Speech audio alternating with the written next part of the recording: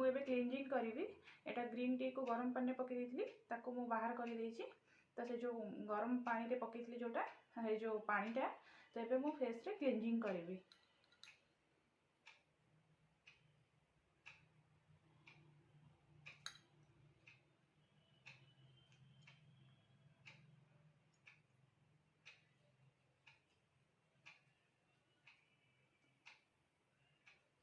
तो भल से मसाज करी।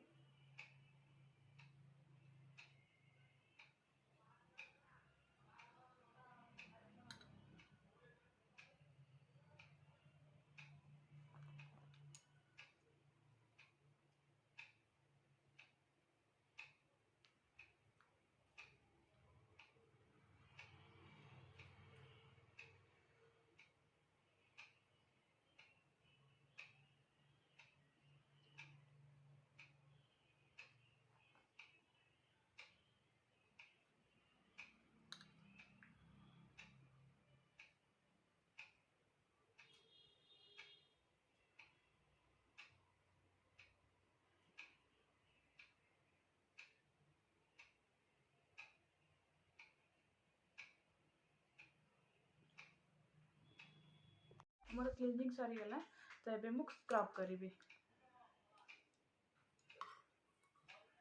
ग्रीन टी जो मु छाणी की रखी थी जो ग्रीन टी को ताको मु महूरे मिसेबी।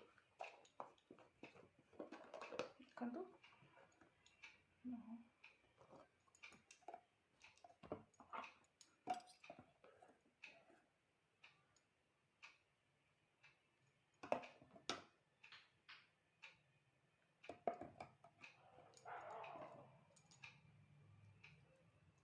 तो भल से मिक्स कर देबी।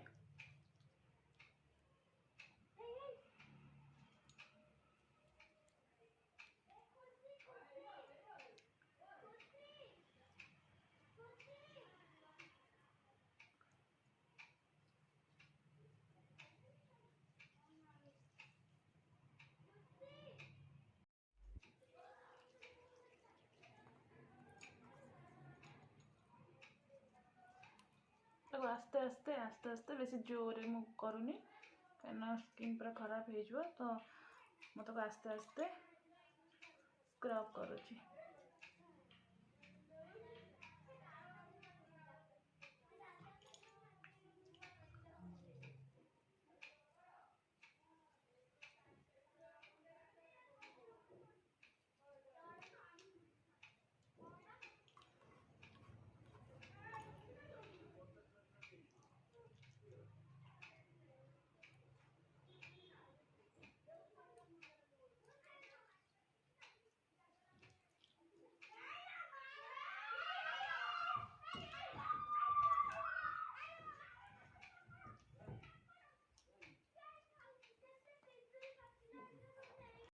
एबे मो फेस को धोईकी आसीगली आपण देखंतु स्क्रब पर केते सॉफ्ट लगुच मुहटा पूरा बढ़िया लगुच। तो एबे मो फेस पैक बनेबी। चलो तो देखिबा मो फेस पैक कौन कौन नेकी बनाउची। मो फेस पैक पई मुल्तानी मिट्टी नउची।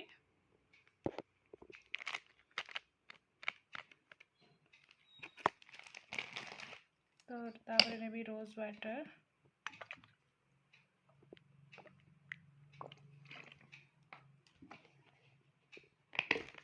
नेबी मु एलोवेरा जेल ताको मिक्स कर नेबी।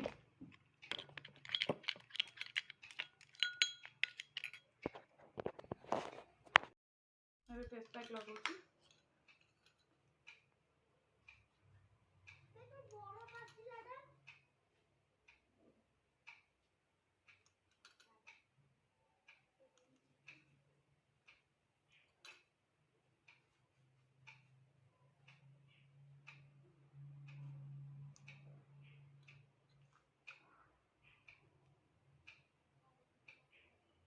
एटा देखो टिके येलो कलर आ ग्रीन ग्रीन टाइप आसी कहीं हलदी और नीम पत्र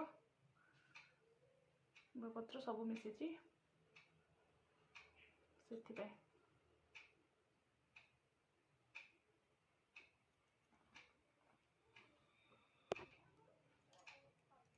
ଶୁଖିବା ପର୍ଯ୍ୟନ୍ତ ଆମେ ତାକୁ ଛାଡ଼ିଦେବା। କାହିଁକିନା ମୁଁ ଏ ଫେସ୍ ପ୍ୟାକ୍ଟି ୱିକ୍ରେ ଥରେ ଲଗାଏ, ଆଉ ସବୁଦିନ ମୁଁ ଲଗାଏନି, କାହିଁକିନା ଫେସ୍ ପ୍ୟାକ୍ ସବୁଦିନ ଲଗାଇବା ଠିକ୍ ନୁହେଁ ଫେସ୍ ପାଇଁ, ମୁଁ ୱିକ୍ରେ ଥରେ ଲଗାଏ। ତାକୁ ମୁଁ ଶୁଖିବା ପର୍ଯ୍ୟନ୍ତ ତାକୁ ଛାଡ଼ିଦେବି। ହାଇ ଫ୍ରେଣ୍ଡସ୍, ଏବେ ମୋ ଫେସ୍ ପୁରା ଶୁଖିଗଲାଣି। ମୁଁ ଏବେ କ୍ଲିନ୍ କରିକି ଆସୁଛି। କ୍ଲିନ୍ କରିକି ଆସିଗଲି। ଆପଣ ଏବେ ଦେଖିପାରୁଥିବେ ଫେସ୍ଟା କେତେ ଗ୍ଲୋ କରୁଛି। ଆପଣ ନିଜେ ଦେଖନ୍ତୁ ଫେସ୍ଟା କେତେ ଗ୍ଲୋ କରୁଛି। ଫେସ୍ ପ୍ୟାକ୍ ଲଗାଇଲା ପରେ ପୁରା ପାଖରୁ ଦେଖାଇ ଦେଉଛି।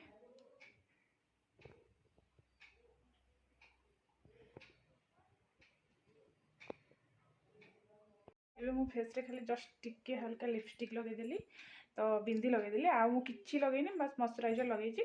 ତ ଆପଣ ଏବେ ନିଜେ ଦେଖିକି ଜାଣିପାରୁଥିବେ ମୁହଁଟା କେତେ କ୍ଲିନ୍ ଆଉ କେତେ ଗ୍ଲୋ ଆସୁଛି। ତ ଆପଣ ନିଶ୍ଚିନ୍ତ ଯଦି ଆପଣଙ୍କ ମୁହଁରେ ଆକ୍ନି ଅଛି, ତ ଆପଣ ଯଦି ଗ୍ଲୋ କରିବାକୁ ଚାହୁଁଛନ୍ତି ଫେସ୍, ତ ୱିକ୍ରେ ଥରେ ଲଗାନ୍ତୁ ଏଇ ଫେସ୍ ପ୍ୟାକ୍ଟା, ଏମିତି ଲଗାନ୍ତୁ, ତ ନିହାତି ଆପଣଙ୍କ ଫେସ୍ ବି ଗ୍ଲୋ କରିବ। ଆପଣ ନିଜେ ମୋ ସ୍କିନ୍ ଦେଖିକି ସେତେବେଳେ ଦେଖିକି ଜାଣିପାରୁଥିବେ, ଏବେ ଦେଖିକି ଜାଣିପାରୁଥିବେ ତ କେତେ ଗ୍ଲୋ କରୁଛି। ମୁଁ ଫେସ୍ରେ କିଛି ବି ଲଗାଇନି, ଆଉ କିଛି ନା କ୍ରିମ୍ ନା ପାଉଡ଼ର, ଆଉ କିଛି ବି ଲଗାଇନି। ତ ଆପଣଙ୍କୁ ଯଦି ନିଶ୍ଚିନ୍ତ ଭଲ ଲାଗିବ, ପ୍ଲିଜ୍ ଲାଇକ୍ ଆଉ ସବସ୍କ୍ରାଇବ୍